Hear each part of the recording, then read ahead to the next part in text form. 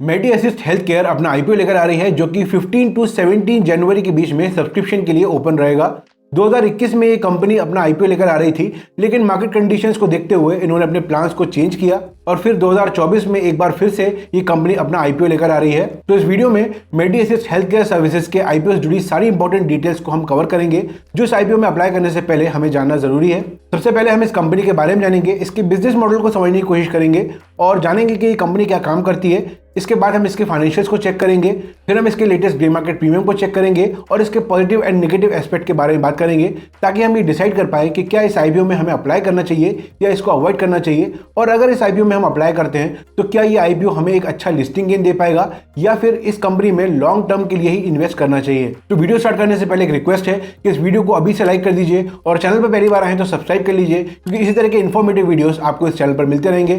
चलिए आज का वीडियो स्टार्ट करते हैं। तो सबसे पहले मेडी असिस्ट हेल्थ केयर सर्विसेज के बारे में जान लेते हैं। तो 2022 में ये कंपनी इनकॉर्पोरेट हुई थी और Medi Assist health care services एक हेल्थ टेक और एक इंश्योरेंस टेक कंपनी है। ये कंपनी इंश्योरेंस कंपनी को थर्ड पार्टी सर्विसेज देने का काम करती है और ये हेल्थ केयर सर्विस प्रोवाइडर के नेटवर्क के हेल्प से Medi Assist medical insurance and cashless hospitalisation offer करती है। इंडिया एंड वर्ल्ड वाइड में as of March 2023 Medi Assist health care services ने 36 इंश्योरेंस कंपनी के साथ कोलैबोरेट किया है और इंडिया में 14,000 से ज्यादा हॉस्पिटल्स एंड 967 सिटीज में इनका नेटवर्क है और ग्लोबली 141 कंट्रीज में इनकी प्रेजेंस है। अब इस आईपीओ से जुड़े कुछ इंपॉर्टेंट डेट्स एंड डिटेल्स को जान लेते हैं। तो 15 जनवरी से लेकर 17 जनवरी के बीच में आप इस आईपीओ में अप्लाई कर सकते हैं। बेसिस ऑफ अलॉटमेंट 18 जनवरी है और 22 जनवरी में इस आईपीओ की लिस्टिंग हो सकती है।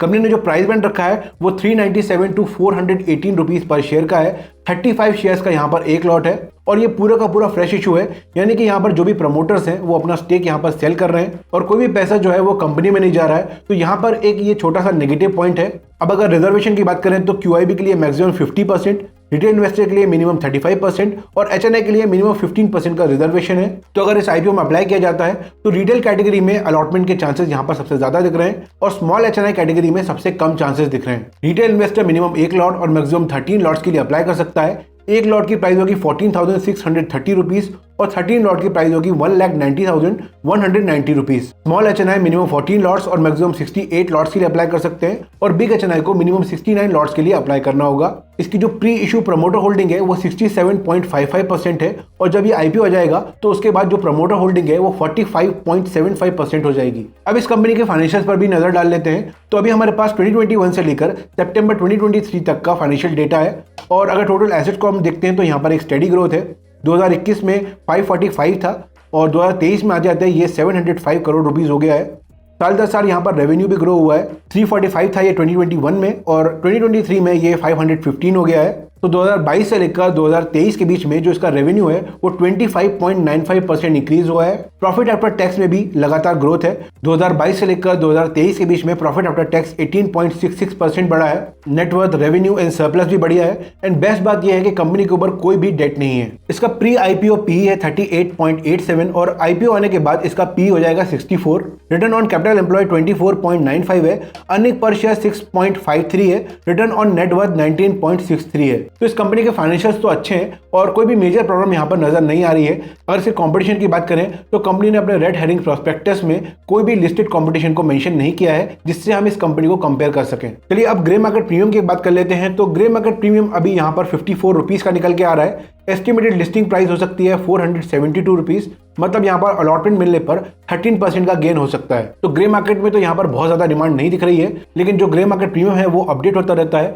तो लेटेस्ट ग्रे मार्केट प्रीमियम के लिए आप मेरा व्हाट्सएप चैनल ज्वाइन कर सकते हैं, जिसकी लिंक आपको डिस्क्रिप्शन में मिल जाएगी, या फिर आप आई बटन पर क्लिक करके भी उसको ज्वाइन कर सकते हैं। इसके अलावा अगर आप अपने लिए या अपनी फैमिली में किसी के लिए डीमैट अकाउंट ओपन करवाना चाहते हैं तो उसकी लिंक भी आपको मैं डिस्क्रिप्शन में दे दूंगा, आप वहां से अपना डीमैट अकाउंट ओपन करवा सकते हैं। अब बात करते हैं फाइनल वर्डिक्ट की कि क्या इस आईपीओ में अप्लाई करना चाहिए या इसको अवॉइड करना चाहिए। तो यहाँ पर कुछ पॉजिटिव एंड नेगेटिव पॉइंट्स हैं जिनको हम डिस्कस कर लेते हैं। तो पॉजिटिव पॉइंट्स की अगर बात करें तो नंबर 1 पॉइंट ये है कि इसके जो फाइनेंशियल्स हैं वो काफी अच्छे हैं। दूसरा, इनका बिजनेस मॉडल सॉलिड है और आगे चलकर इंश्योरेंस का जो पेनिट्रेशन है वो बढ़ेगा और उससे इनडायरेक्टली इनका बिजनेस भी बढ़ने वाला है। थर्ड पॉजिटिव इनका ये है कि इंडिया में हेल्थ इंश्योरेंस में थर्ड पार्टी इंश्योरेंस सर्विसेज में ये मार्केट लीडर है और ग्लोबली भी इनका काफी अच्छा प्रेजेंस है। अब अगर नेगेटिव पॉइंट की बात करें तो आईपीओ का वैल्यूएशन है वो थोड़ा सा यहाँ पर ज्यादा दिख रहा है। मैंने इनके जो मैनेजमेंट है उनके इंटरव्यूज देखे और उसमें उन्होंने बोला है कि फाइनेंशियल ईयर 2024 का जो फर्स्ट हाफ है उसमें उन्होंने कुछ अकाउंटिंग एडजस्टमेंट्स किए हैं और कई एक्विजिशंस किए हैं, जिस वजह से इनके इस साल के फर्स्ट हाफ में मार्जिन्स और प्रॉफिट कम रहे और उसमें एक डाउन ट्रेंड है, लेकिन ये टेम्पररी है और कंपनी यहाँ से रिकवर कर रही है। दूसरा, अगर लिस्टिंग इनके हिसाब से देखें तो ग्रे मार्केट प्रीमियम यहाँ पर बहुत कम है, केवल 13% का ही आ रहा है और 20% का जो नंबर है उसको मैं यहाँ पर सेफ नंबर मानता हूँ। अगर 20% से नीचे है तो मुझे लगता है लॉस में खुलने के भी चांसेस आईपीओ के ज्यादा बढ़ जाते हैं। कंपनी अच्छी है लेकिन आईपीओ को मैं एवरेज ही कहूंगा, तो पर्सनली इस आईपीओ को तो मैं अवॉइड करने वाला हूँ, लेकिन इस कंपनी को मैं अपनी वॉच लिस्ट में रखूंगा और लॉन्ग टर्म के हिसाब से मुझे लगता है इस कंपनी में जरूर पैसा बन सकता है। लेकिन ध्यान रखिए ये वीडियो केवल एजुकेशनल पर्पस के लिए है।